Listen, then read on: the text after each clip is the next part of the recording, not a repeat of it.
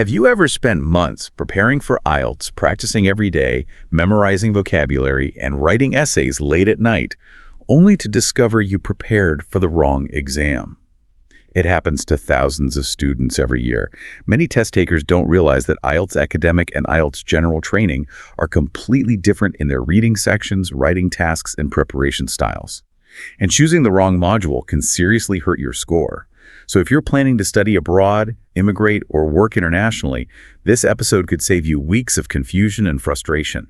Today, we'll break down the key differences between both IELTS modules, show you how to prepare effectively, and help you avoid the mistakes that stop many students from reaching their target band score. Yeah, welcome everyone. The mission for our deep dive today is, well, it's incredibly clear. We are going to completely demystify this exam to empower you. Right, because it really is confusing. It undeniably is. We want to take you from a place of, confusion or hesitation to absolute crystal clarity.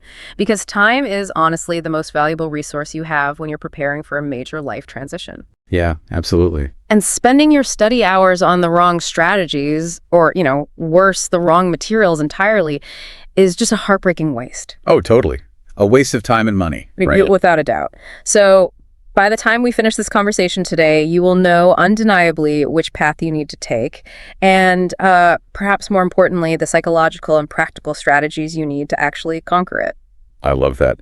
Let's start right at the fork in the road. We're basically looking at two distinct paths, and I think the best way to understand them is to just decode what these labels actually mean in the real world. Yeah, let's do it. So let's tackle IELTS Academic first. When a university or an institution says, we require academic English, what are we really talking about? Because, I don't think it just means knowing big words, right? No, not at all. We are talking about surviving in a highly specific, really high-pressure environment.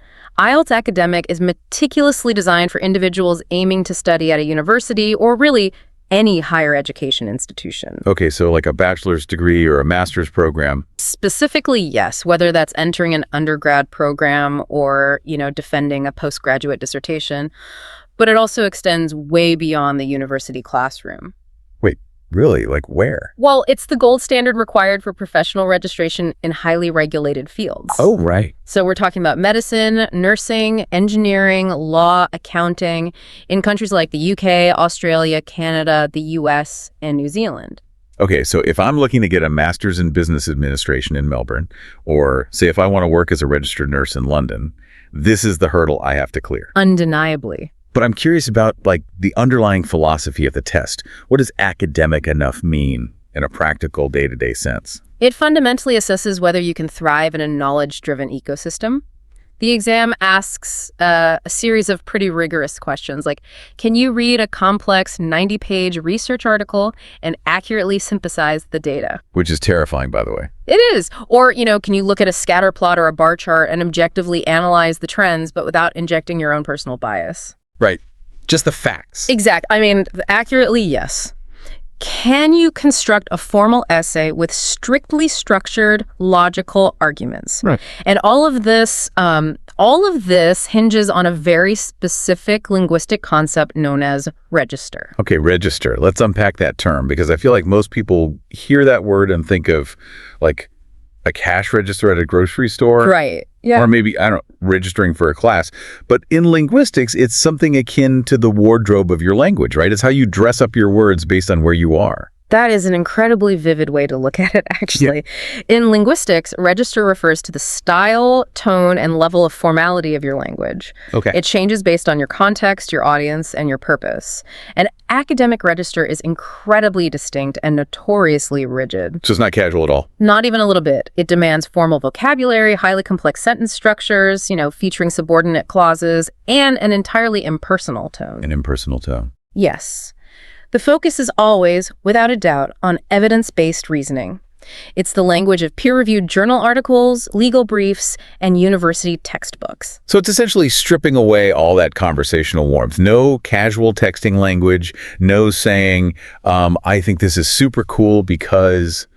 Or I feel like pollution is getting way worse. Specifically, yes. Raw. An impersonal tone means aggressively removing your personal feelings from the data presentation. Got it.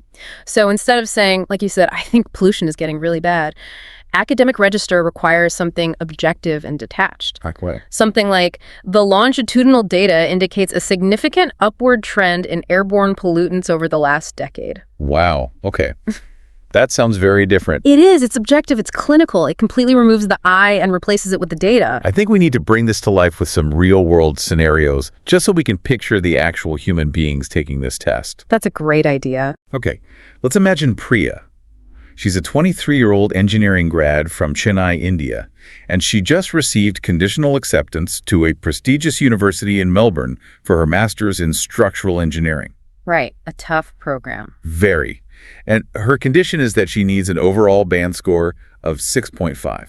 So she is definitely taking IELTS academic. Without a doubt. I mean, Priya is entering a master's level engineering program where the cognitive load is going to be immense. Yeah, she'll be busy. She will be reading dense technical manuals about material stress tests, writing complex lab reports, and eventually, defending a highly technical thesis. Right, so the test is just checking if she can handle that. Well, specifically, yes. The admissions board isn't just trying to make her life difficult. They need to know she has the linguistic tools to handle that extreme academic pressure without falling behind her native-speaking peers. Okay, that makes sense. Yeah. But then we have a totally different scenario. Let's look at Jamil. He's a 29-year-old doctor from Lahore, Pakistan. He wants to practice medicine in the UK, and he needs a band 7.5 to register with the General Medical Council. That's a high score. Yeah, and he's already out of university, but he still has to take the academic module, right? Jamil's case is critical, and it perfectly illustrates why professional bodies use this module. As a working physician, he won't be sitting in lectures anymore, sure. Right, he's in a hospital. But he will be reading intricate patient charts, communicating with specialists using highly technical medical terminology, and staying updated by reading, the latest dense medical journals. Okay, so the register is still the same. Undeniably. The General Medical Council requires IELTS academic because his ability to comprehend complex formal English quickly and accurately is, well, quite literally a matter of life and death. Wow. Yeah, you don't want a miscommunication on a patient chart. Exactly. Okay, one more. Maria, 26, from São Paulo, Brazil. She has an offer for a PhD program in linguistics at a Canadian university. Obviously, she's taking academic. Absolutely.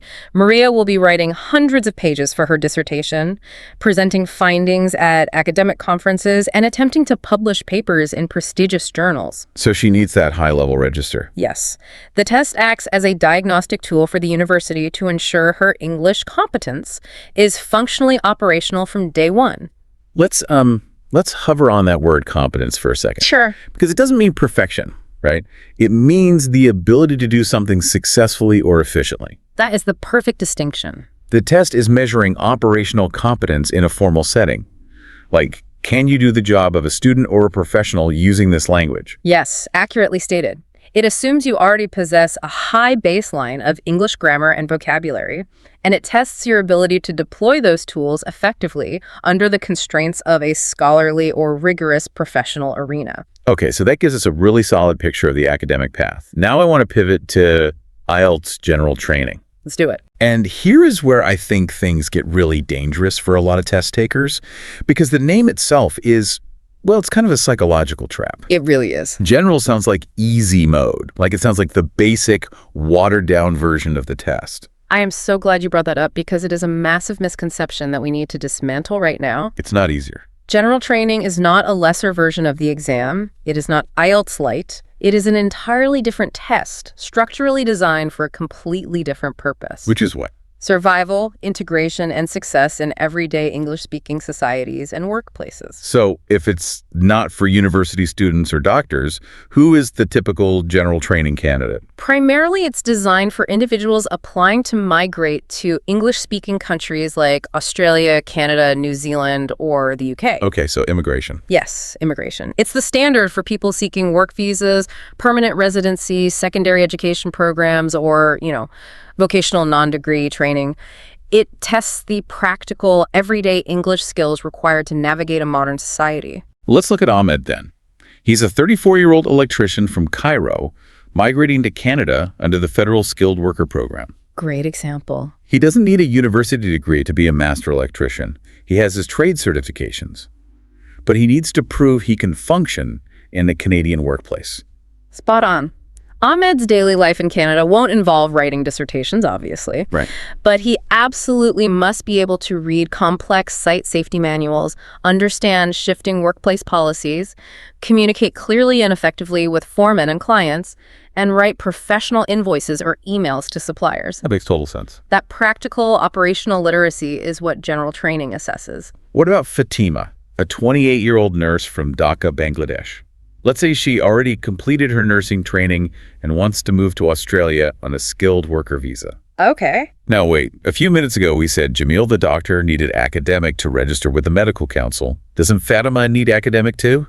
This is where the bureaucracy gets highly nuanced, and it's a vital distinction for our listeners. Okay, break it down. The specific visa pathway Fatima is applying for in Australia, perhaps a skilled independent visa for immigration purposes, might only require general training. Really? Even as a nurse? Yes, for the visa.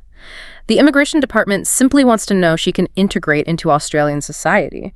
They want to know she can read public notices, understand a complex residential rental agreement, and write a formal letter to a landlord or a utility company. Oh, I see. Now, to actually practice nursing, the Australian Nursing Board might later require her to pass the academic module. But for the immediate visa, general training is the metric. Okay, the way I conceptualize this is through a clothing analogy. Tell me if this works. I'd love to hear it. Preparing for IELTS academic is like getting ready to wear a bespoke tuxedo to a highly formal, incredibly rigid diplomatic gala. Okay, I like that. There are strict, unspoken rules about how you stand, what vocabulary you use, which fork you pick up first.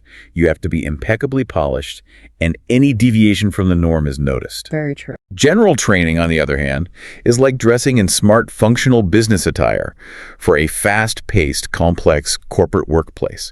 You still have to look sharp, and you still have to be a consummate professional, but you're moving around, solving practical problems, shifting your tone, depending on whether you're talking to a CEO or an intern, and interacting with a wide variety of people. Yes. Both require intense preparation, but the environment dictates an entirely different set of rules.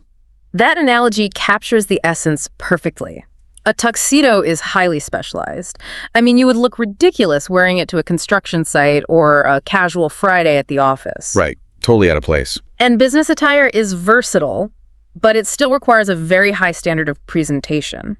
General training is testing to see if your language is versatile enough and resilient enough for the unpredictability of the real world. So we have these two distinctly different environments, but what does this mean for the actual mechanics of the test on a Saturday morning? Let's explore where these two paths surprisingly intersect. Because for all our talk about how different they are, massive portions of the exam are identical. They are, undeniably. And this brings us to one of the most misunderstood aspects of the IELTS ecosystem, the surprising overlap. Let's start with the listening section. The official documentation clearly states that the mechanics of this section are identically matched across both modules. Identical in every conceivable way. Whether you sit for the academic or the general training exam, you are going to experience the exact same listening test, sitting in the same room, listening to the same audio track. Literally the same room sometimes. Yes. It is approximately 40 minutes long, 30 minutes of listening, plus 10 minutes to transfer your answers to the answer sheet if you are taking the paper-based test. There are 40 questions divided evenly into 4 distinct sections. What kind of audio are they actually throwing at the test taker? Like, is it just people talking? The content is diverse. You will face multiple choice questions, form completion tasks where you might just need to catch a phone number, note completion, and diagram labeling. And accents. Crucially, it features a wide range of global accents: British, Australian, American, and Canadian. Okay. The test is designed to scale in difficulty. Section 1 is usually a basic transactional conversation, perhaps someone booking a hotel room. Section 2 is a monologue in an everyday context, like a tour guide explaining a museum layout. That doesn't sound too bad. Well, then Section 3 moves into an educational context, usually a conversation between 2 or 3 people discussing a university assignment. Finally, Section 4 is the peak of difficulty. A dense, continuous academic monologue, essentially a university lecture. Okay, I have to jump in here and do some aggressive myth busting. Please do. Because I spend a lot of time looking at online forums, and I see people giving incredibly toxic advice. They will tell a stressed student, oh, you're taking general training for immigration. Don't even worry about that dense academic lecture in Section 4. Just focus on the social stuff in Sections 1 and 2. You don't need the university stuff. I've seen that too. Or worse, they tell students they need to buy completely different listening practice books depending on their module. Hearing that kind of advice is incredibly frustrating because it is completely false and actively destroys a candidate's chances. So they do need to study for Section 4. Absolutely. If a student prepares differently for the listening section based on their module, they are severely shortchanging themselves.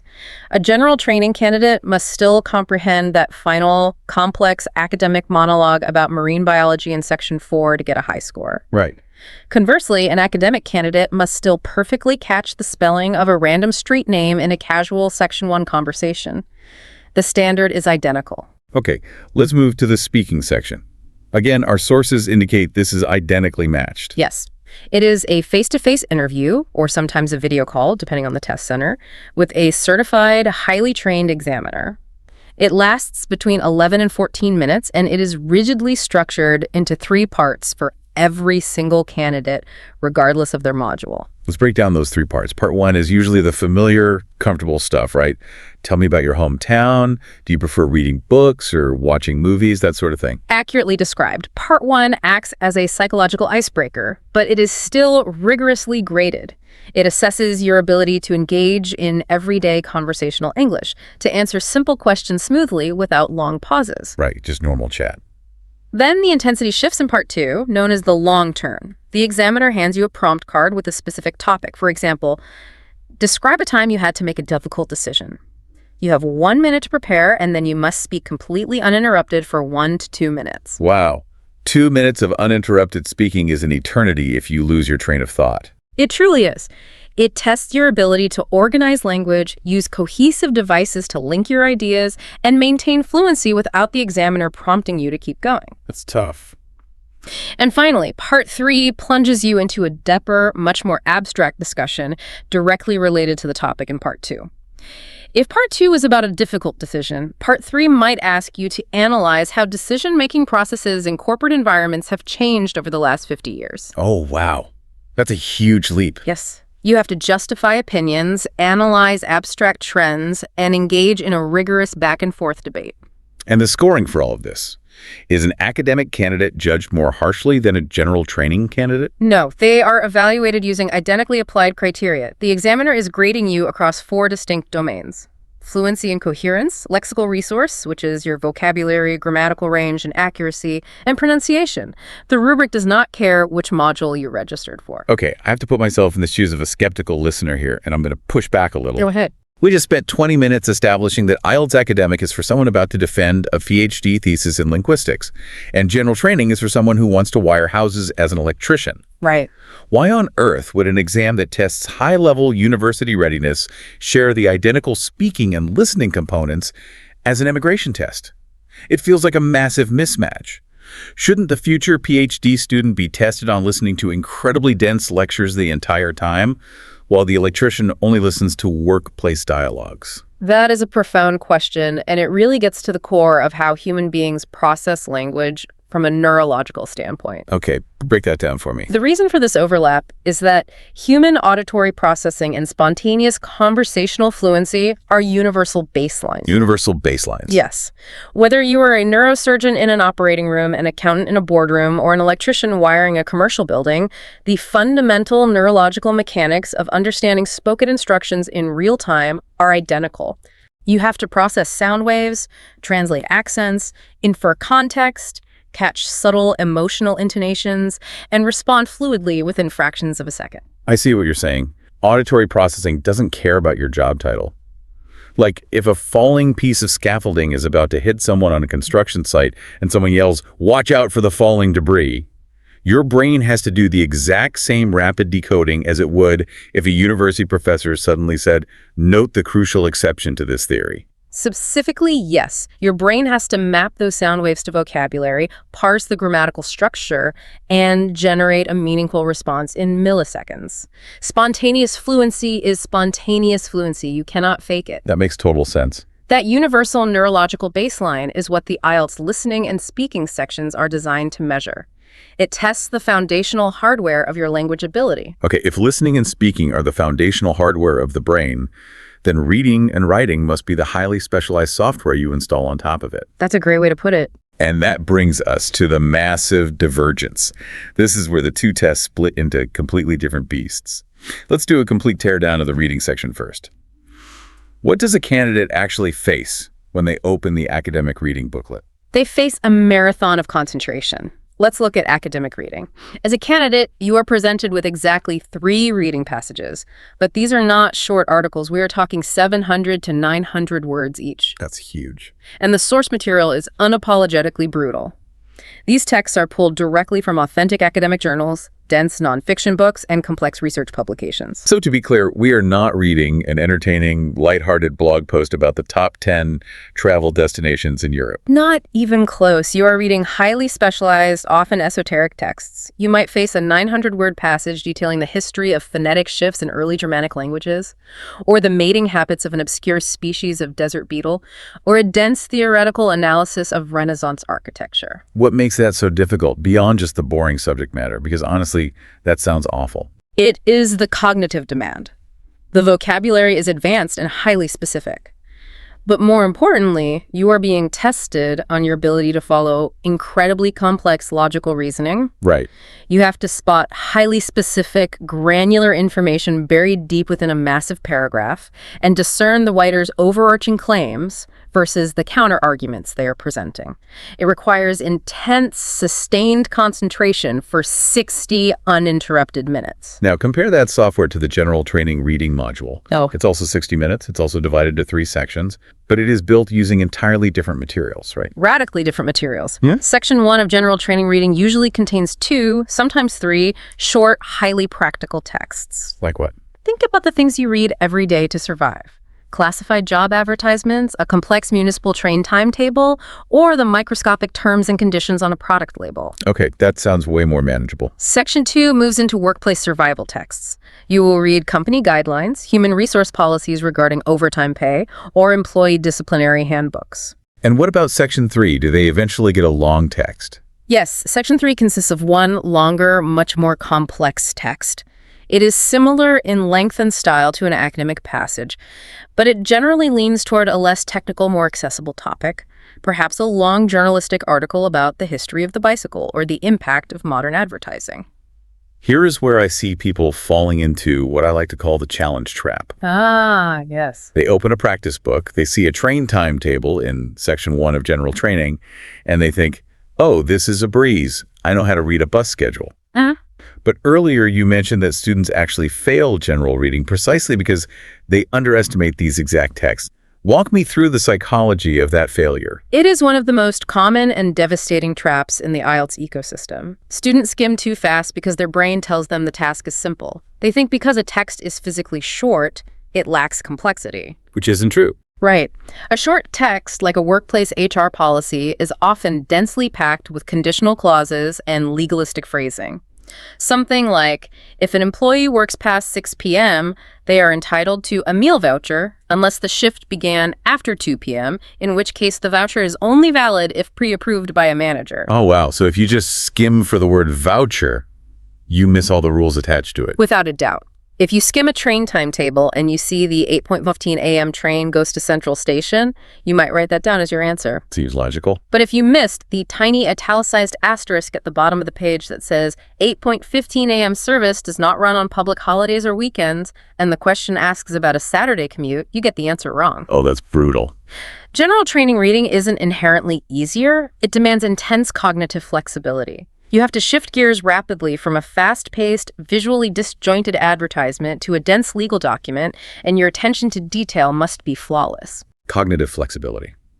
I love that term.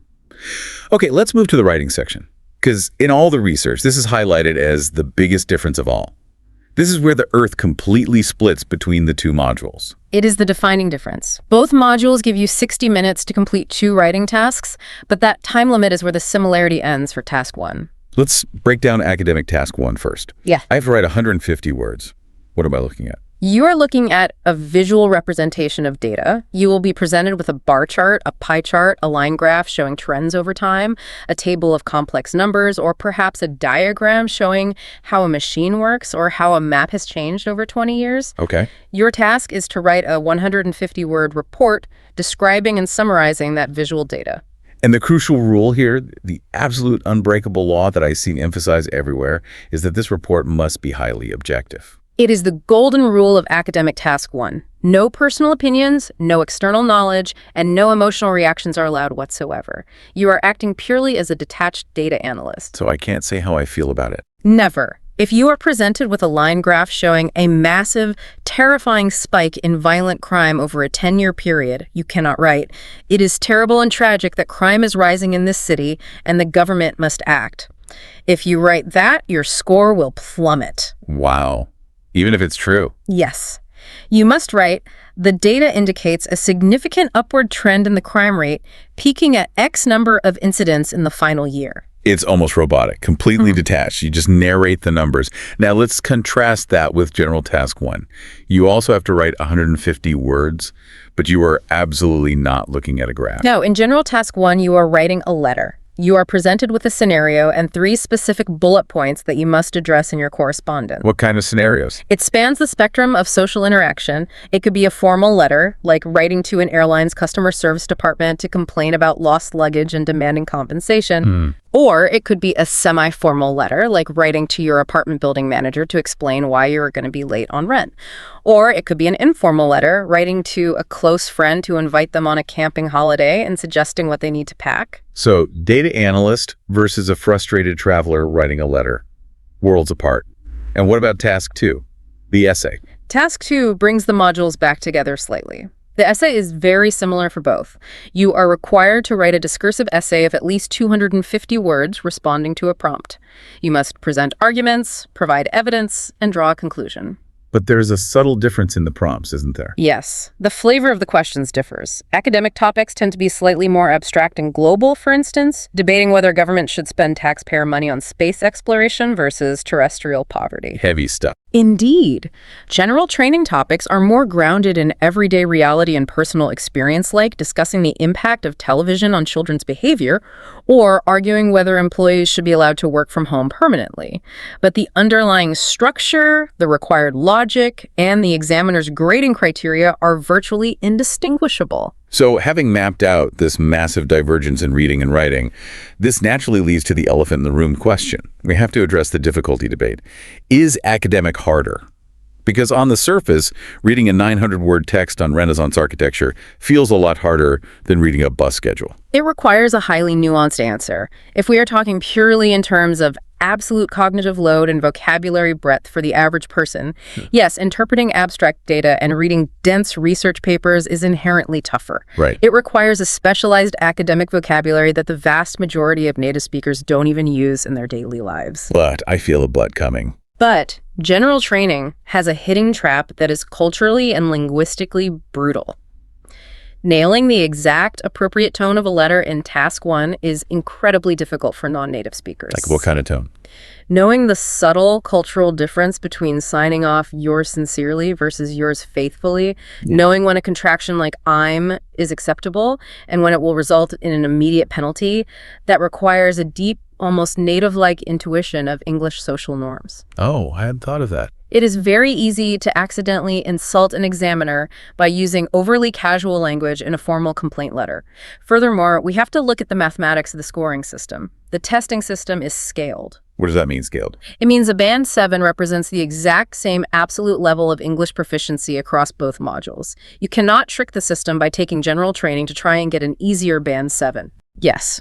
Because the general training reading texts are considered functionally easier, you have to get more questions correct to achieve the same band score. To get a band 7 in academic reading, you might need 30 correct answers out of 40. To get a band 7 in general reading, you might need 34 correct answers out of 40. The margin for error in general training is significantly tighter. That is fascinating. The margin for error shrinks. A band 7 is a band 7, no matter which path you walk to get there. Which brings us to the million-dollar question for our listener. Which module do you actually choose? I cannot emphasize this enough. There is a golden rule here that supersedes all other advice.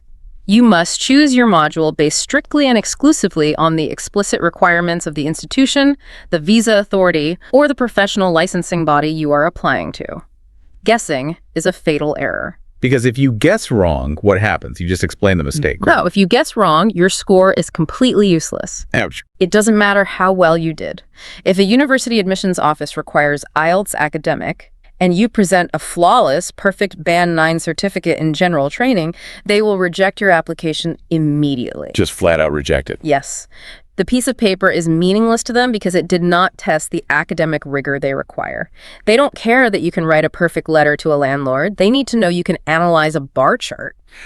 Let's walk through 4 real-world decision scenarios to cement this logic. I want us to spend some time discussing the why behind each path, so listeners can apply this reasoning to their own lives. Sounds good. Scenario 1.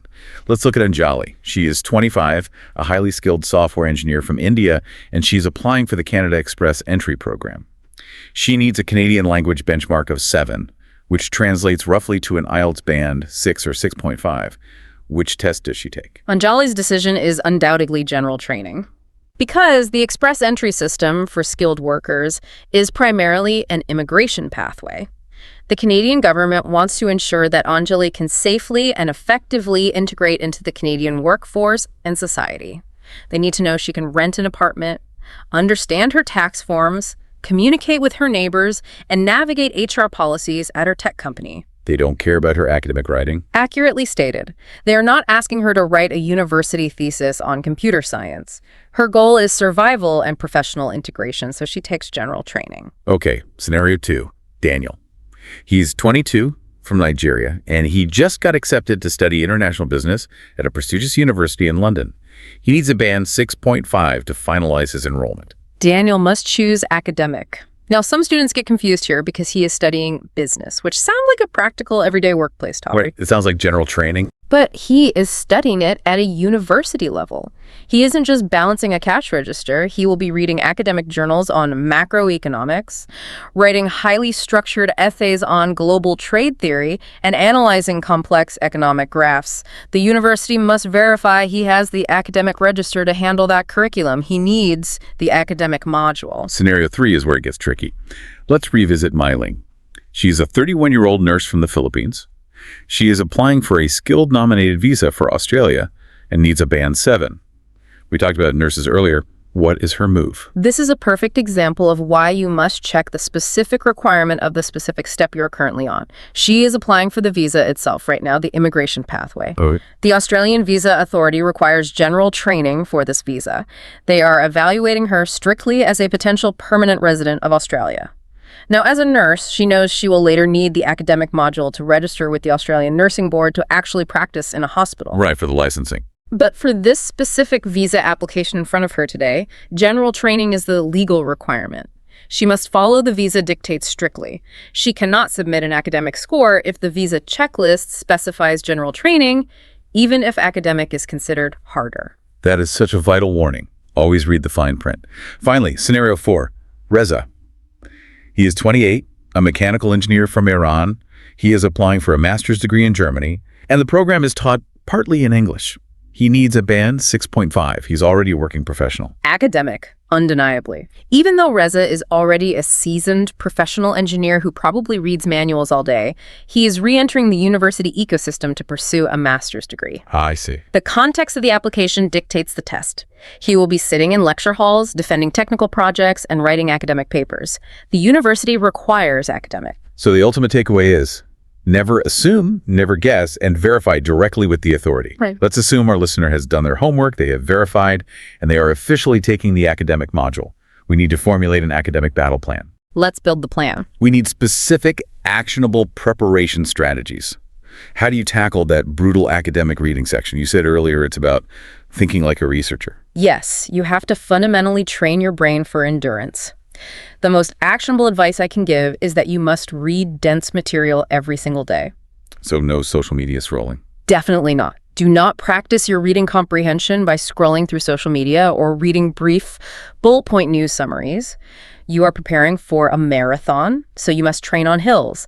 You need to read publications like BBC Future, Scientific American, The Economist, or New Scientist.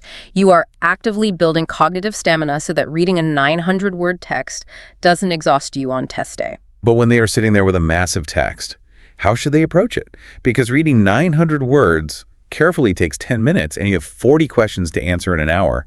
You can't read it like a novel. You cannot read it like a novel. You have to master the difference between two distinct tools, skimming and scanning. They are entirely different cognitive processes. Break those down for me. Skimming is like flying a helicopter over the text. You are moving quickly to grasp the overarching narrative, looking at topic sentences to understand the main idea of each paragraph. You want to build a mental map of the article. And scanning. Scanning, on the other hand, is acting like a laser pointer. You are not reading for meaning. You are looking only for a specific visual shape, a capitalized name, a specific year like 1998, or a highly specific keyword from the question, without reading the surrounding words. You must learn to deploy both tools dynamically. I know a lot of students, myself included, get completely paralyzed when they hit a word they don't know. They stop reading, they panic, their heart rate goes up, and they immediately reach for a dictionary or their phone. And that is a critical, destructive habit that you must break during your training. In the actual exam room, you have no dictionary. You have no phone. The crucial habit to develop is the art of guessing meaning from context. How do you do that in practice? If you encounter the word ameliorate in a text and you have never seen it before, you cannot freeze. Look at the surrounding sentence. The government's new irrigation policies help to ameliorate the devastating effects of the drought on local farmers. Okay, so it must be a good thing. Specifically, yes. Based purely on the context policies, helping farmers during a drought ameliorate must mean something positive, like improve, lessen the damage, or mitigate. You don't need to know the exact dictionary definition, you just need the conceptual flavor. You must keep moving. Do not stop to look up every single word during timed practice. That is such a powerful, liberating skill. It gives you permission not to know everything. And speaking of words, there is a specific list of vocabulary that students are always told to study, right? Yes, it is highly recommended to study Avril Coxhead's academic word list. It is a meticulously researched list consisting of 570 word families that appear with incredibly high frequency in English academic texts across all disciplines. Like what kind of words? Words like analyze, concept, derive, interpret. If you systematically master this list, your comprehension of dense academic material will skyrocket because you will understand the structural verbs and nouns that hold the complex ideas together. Let's pivot to academic writing task 1, mastering data. This is the section where people freeze because, let's be honest, most of us aren't data analysts. We don't look at pie charts for fun. How do you structure this 150-word report so you don't just panic and list random numbers? Structure is your ultimate safety net. It prevents panic. You need 3 distinct, clearly defined parts to your report. First, the introduction. This is simple. You read the prompt, and you paraphrase it in your own words to explain exactly what the graph or chart is showing. Sounds easy enough. Second, you write the overview. I cannot stress this enough. The overview is the single most important paragraph in your entire essay. Why is the overview so critical? What happens if I skip it? If you skip the overview or if you hide it, you mathematically cannot score higher than a band 5 in task achievement, regardless of how perfect your grammar is. Wait, really? A band 5 maximum? Undeniably. The examiner is explicitly looking for your ability to spot the big picture, the macro trends. If you just start listing numbers from left to right, you fail the core analytical task. You must write 2 clear sentences summarizing the major movements. For example? Overall, it is clear that renewable energy consumption increased significantly across the period, while fossil fuel usage saw a steady corresponding decline. Crucially, you put no specific number or percentages in the overview, just the macro trends. And then what do I do with the actual numbers? That is what the body paragraphs are for. Oh. That is where you deploy the specific data points to prove the trends you just claimed in your overview. You compare the specific percentages and years. And you need the right mechanical language to do this. You cannot just write the line went up or it got bigger. Right, that sounds too casual. You need precise verbs and adverbs. Rose sharply, remained relatively stable, fluctuated wildly, or declined gradually, Furthermore, you need comparison language. A huge part of the task is comparing data, so you need phrases like in contrast, whereas, or conversely. Give our listeners an actionable habit they can start today to get better at this. Go to a major news site like Reuters, Bloomberg, or the BBC. Find a random economic, demographic, or environmental graph. Spend exactly 15 minutes writing a 150-word, purely objective description of it using the intro overview body structure. Do this every single day. Within a few weeks, your brain will neurologically adapt to the visual-to-text translation process. It will become second nature. Okay, let's look at academic writing task 2, building arguments. I remember writing essays in high school that just wandered all over the place. I would start talking about pollution, and by the end I was talking about recycling plastic bottles, and it was just a mess. Rambling, unfocused paragraphs are the death of a task 2 score. You lose massive points in coherence and cohesion. You need a rigid, unbreakable framework, and the most universally effective one is the PEAL structure, P-E-E-L. I love acronyms. Let's unpack PEAL. It dictates exactly how you build a body paragraph. P stands for point. Start with a clear, uncompromising topic sentence stating your main argument for that paragraph. Okay, start strong. E stands for evidence. Provide a specific logical example or a hypothetical data point to support your point. The second E is explanation. This is where most students fail. You must detail exactly how your evidence proves your initial point. You connect the dots for the examiner. Make it obvious for them. Accurately, yes. Yeah. And L stands for link. Conclude the paragraph by linking the idea back to your main thesis or smoothly transitioning to the next paragraph. It creates an airtight, inescapable logical flow. Can we do a rapid-fire example of a PEAL paragraph? Let's say the essay is about reducing traffic in cities. Certainly. Point.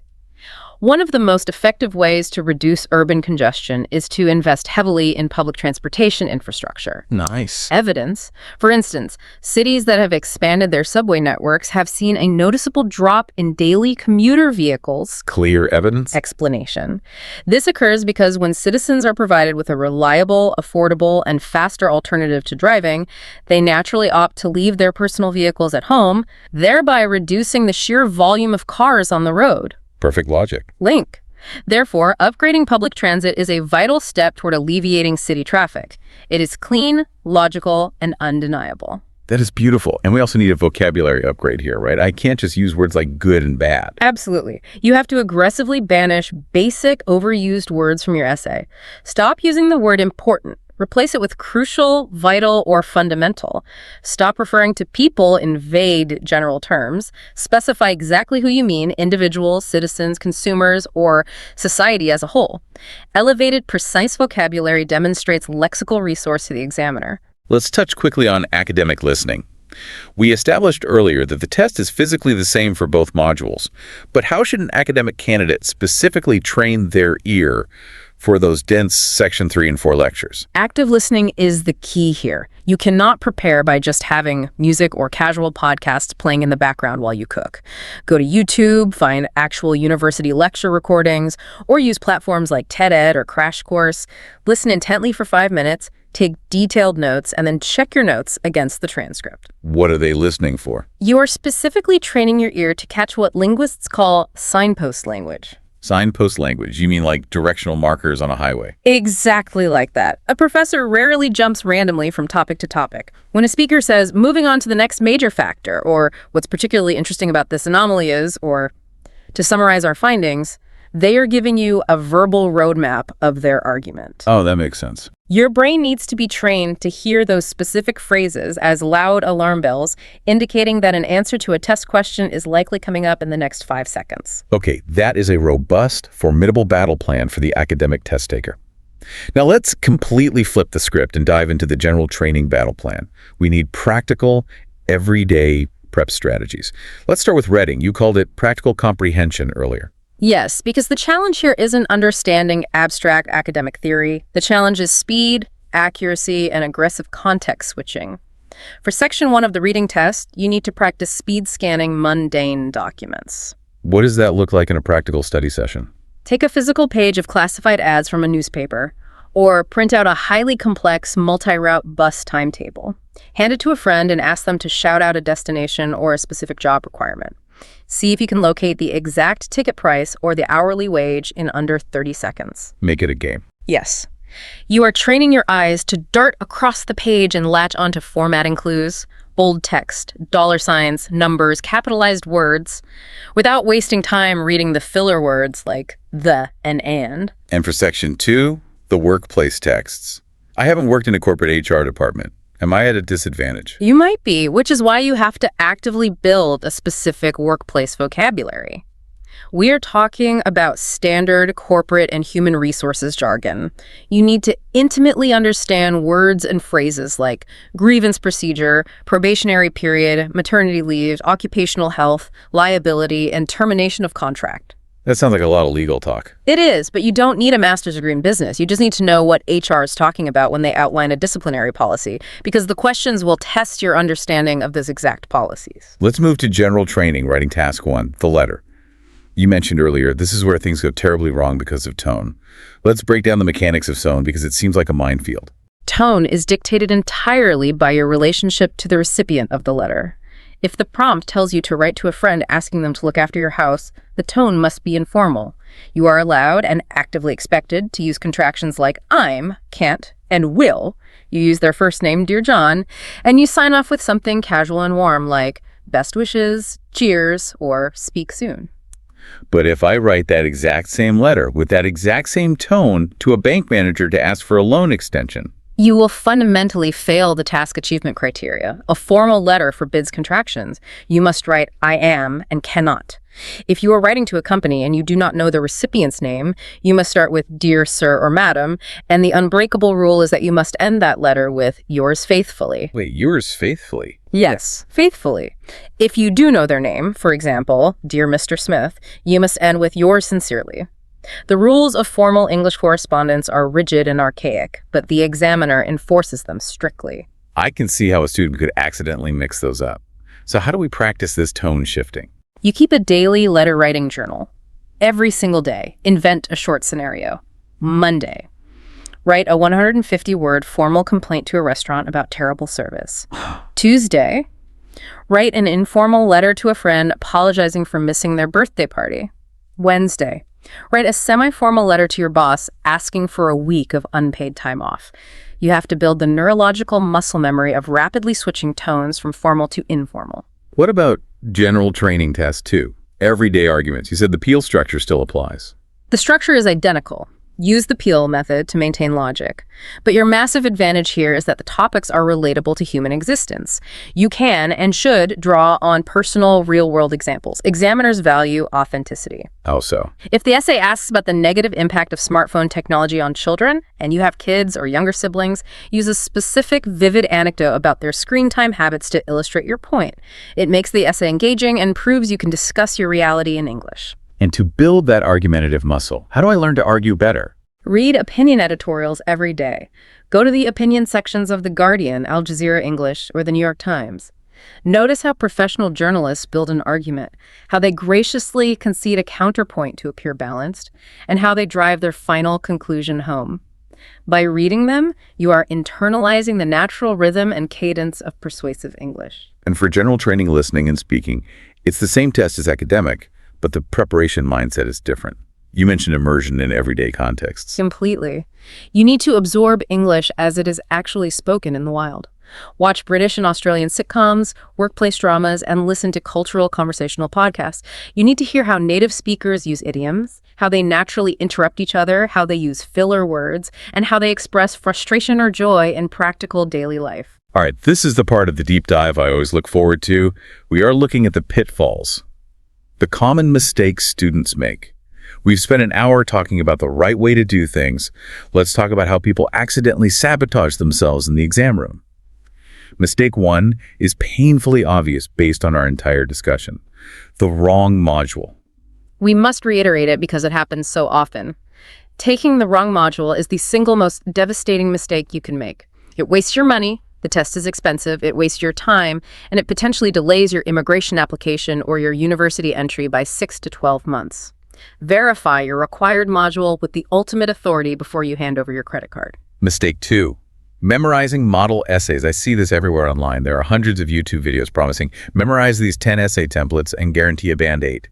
It's so tempting for a stressed student. It is the most toxic advice on the internet. Do not do it. IELTS examiners are highly trained, rigorously monitored professionals. They read hundreds of essays a week.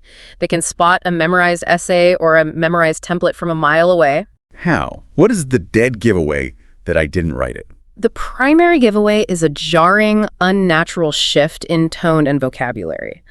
A student will write a perfectly structured, highly complex, philosophically profound, memorized introduction. Then they get to the first body paragraph, which they actually had to generate themselves in the room to fit the highly specific, unpredictable prompt. And suddenly, the essay is full of basic grammatical errors, clunky phrasing, and simple vocabulary. Like night and day. Exactly. The contrast is glaringly obvious. It looks like two different people wrote the essay. When an examiner spots this, they severely penalize the lexical resource and task achievement scores because you aren't actually answering the prompt natively. So what is the actual solution for people who feel they need a template? Memorize structural frameworks. Absolutely do not memorize sentences. Memorize the peel structure. Memorize exactly how to transition smoothly between paragraphs. But the actual words, the nouns and verbs, must be generated by you organically in the moment, directly responding to the specific question asked. Mistake 3. Ignoring vocabulary, and specifically ignoring collocations. I think a lot of people assume that if they have perfect textbook grammar, they will automatically get a high score. Grammar is only one piece of a 4-part puzzle. You must demonstrate lexical resource, and collocations are the secret weapon to scoring a band 7 or higher. Collocations are words that naturally, culturally, and historically belong together in the English language. Can you give me an example of a collocation error? Think about the noun decision. In English, we don't say do a decision. We say make a decision. We don't say make a conversation. We say have a conversation. We say heavy rain, not thick rain or fat rain. No, that makes sense. If your grammar is absolutely flawless, but you write a sentence about thick rain making it hard to do a decision, the examiner instantly knows you lack natural, native-like fluency. Your language sounds alien.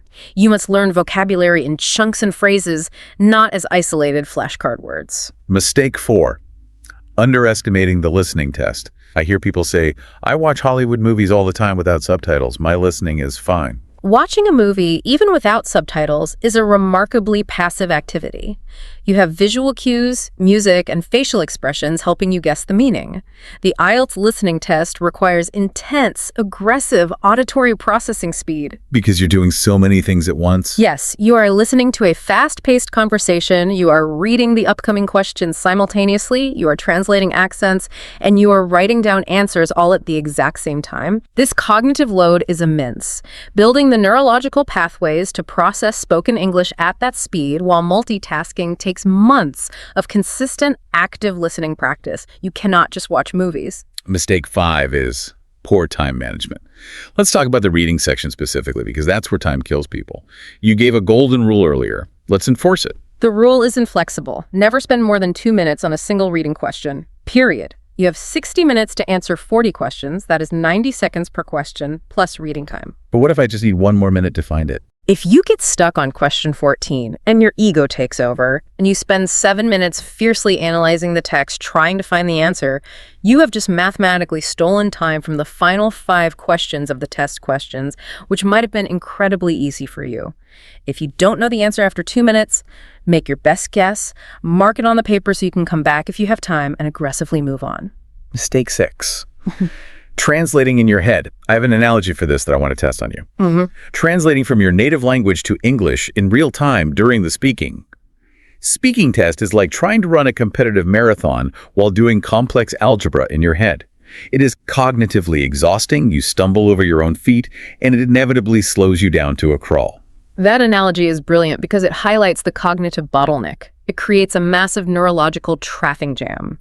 You hear an English sentence from the examiner. You translate it into your native language. You formulate a clever response in your native language, and then you try to translate that response back into English to speak it aloud. It's exhausting just thinking about it. By the time that 4-step process finishes, the conversation has awkwardly moved on, or you hesitate with a long, instantly destroying your fluency score. So how do we stop doing math while running? How do we stop the translation process? Total, uncompromising immersion. You have to force your brain to map concepts directly to English words, bypassing your native language entirely.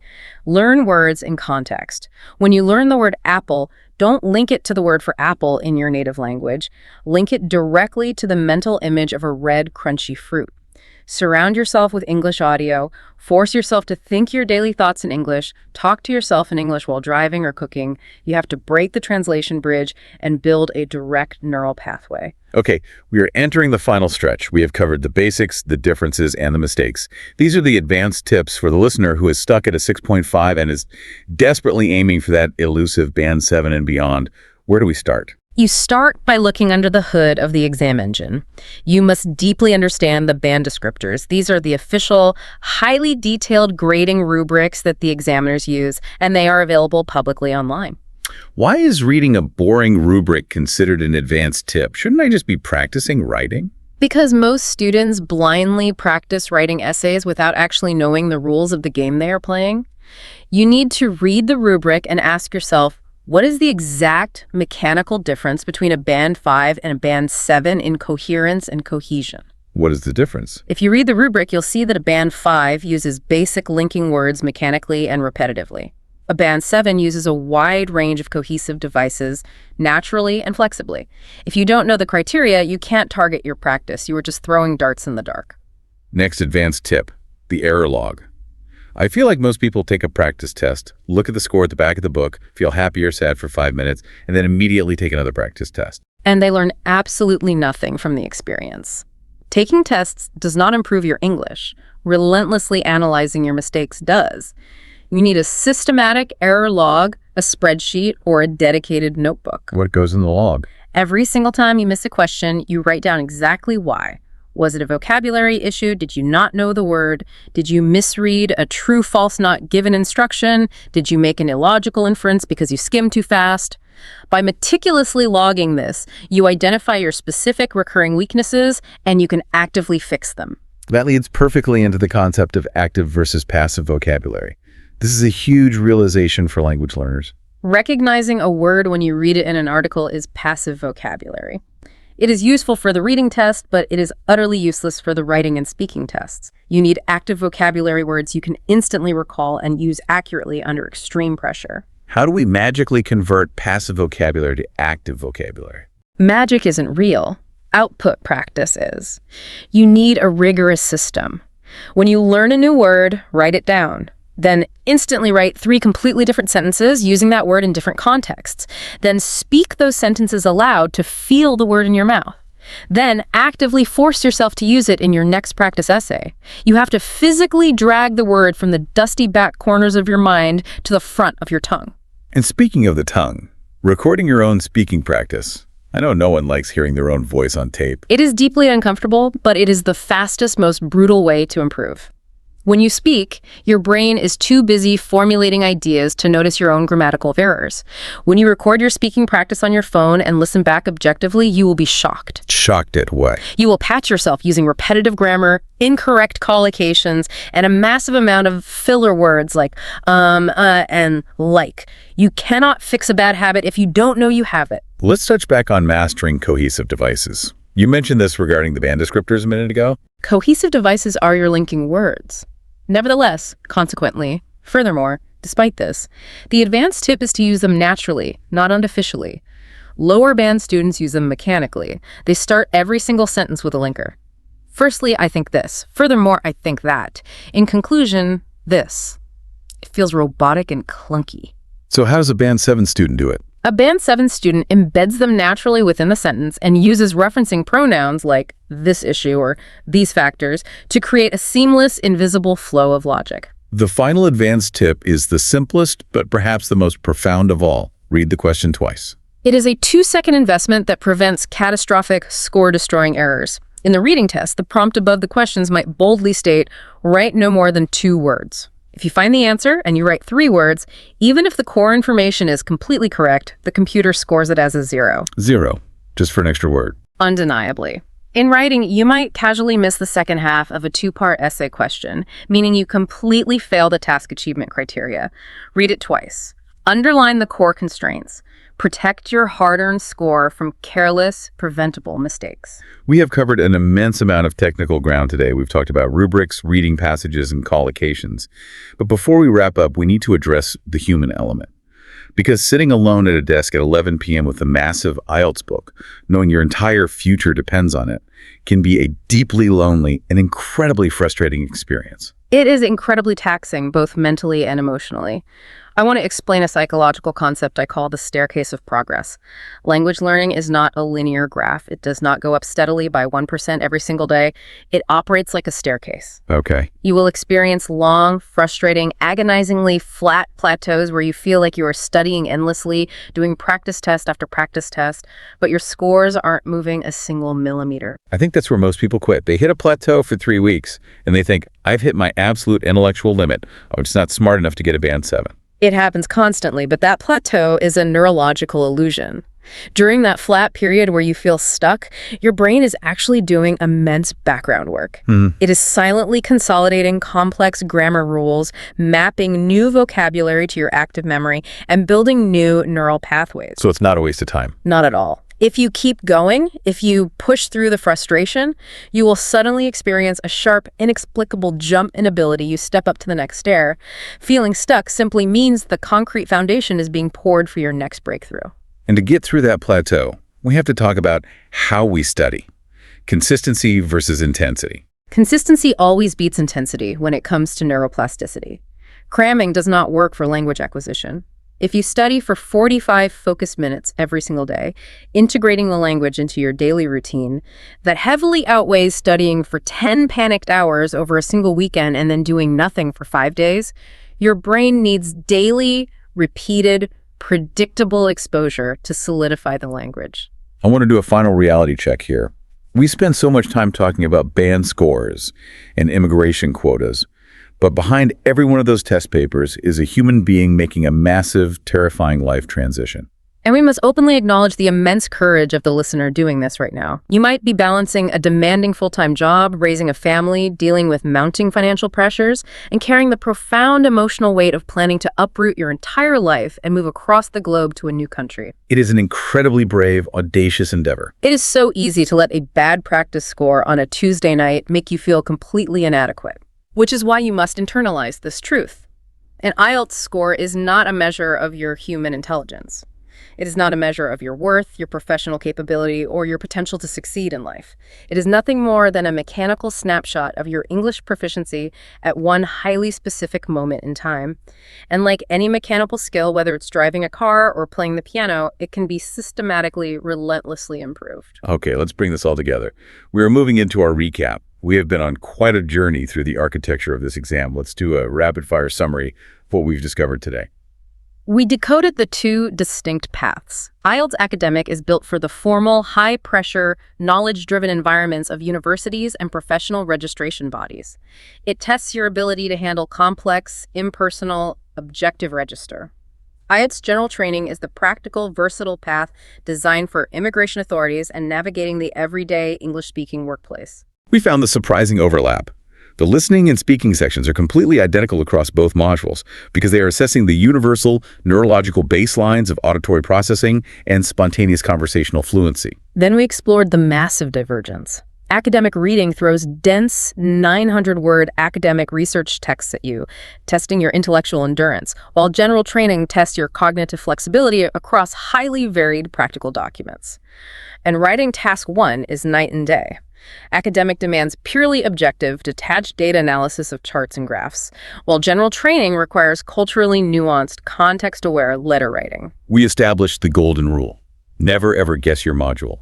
Always verify with your specific institution, university, or visa authority. We built robust battle plans for both, highlighting the vital need to understand skimming versus scanning, guessing from context, and mastering the Peel structure for essays. And finally, we expose the pitfalls that quietly destroy scores.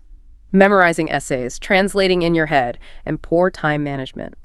We countered those traps with advanced techniques like maintaining a rigorous error log, converting passive vocabulary to active, and recording your own speech to catch errors. So listener, here is your action plan. This is your homework for today. Number 1, confirm your required module today. Do not wait until next week. Number 2, Get official materials. Throw away the sketchy online PDFs and get the real official practice books. Number 3, set a realistic daily study schedule, just 45 minutes a day of focused work. And number 4, write one task, one response today. If you are academic, find a chart online and describe it. If you're general training, write a formal letter to your bank. Just put pen to paper today. I want to leave you with a final thought, something to shift your perspective entirely. Do not view this exam preparation merely as a frustrating hurdle or an annoying gatekeeper stopping you from getting a piece of paper. The skills you are sweating over right now, extracting vital data from complex texts, arguing logically and effectively without emotion, writing clear professional emails, and understanding fast-paced spoken instructions, these are not just test tricks to be an exam. These are the exact, vital, real-world communication tools you will desperately need to thrive, build meaningful relationships, and succeed in your career once you finally step off that plane in your new country or walk onto that new university campus. You aren't just studying for a test. You are actively building the foundation of your future life. What a powerful way to look at it. And at the end of this episode, we want to remind you to mention, like, share, and subscribe to this YouTube channel. We'd also love to hear from you directly. Leave a comment below with your target band score and your chosen module. And please share this conversation with a classmate or a friend who is struggling with their preparation. Remember that feeling of confusion we talked about at the very beginning? The murky waters of not knowing which path to take? Well, you have the map now. You know the exact differences between the modules, the pitfalls to avoid, and the path forward is crystal clear. You've got this. Keep going.